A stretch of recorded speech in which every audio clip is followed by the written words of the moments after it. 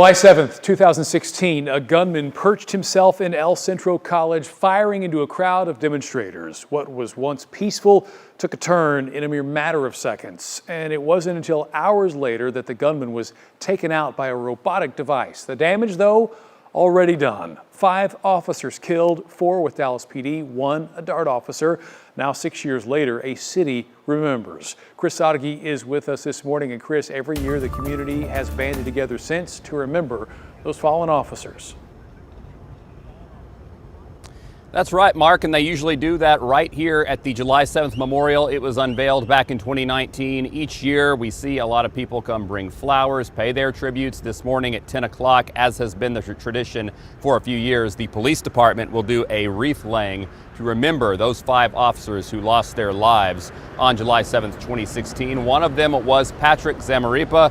He was just 32 years old, a father, a former serviceman in the Navy. After years of open records requests, just last year, our investigative team obtained hours of previously unseen body and dash camera video, and some of it shows Zamarripa's final moments, sitting in his patrol car, listening to a Rangers game before he jumps out of the car and runs towards the danger when the shooting started. We recently spoke to his mother, Valerie, and she told us she has still not seen that video because she's still not ready to watch it. She said 6 years later, there's good days and bad days for her family, but the recent gun violence in the country does bring back painful memories, including just this past weekend when 3 officers in Haltom City were shot. I get a trigger, and then, you know, and you're just praying and praying and thinking, oh no, not again, not again. And thankfully, yes, they are going to be okay. But every day I don't even want to watch the news because unfortunately somebody's out shooting somebody and I hate it.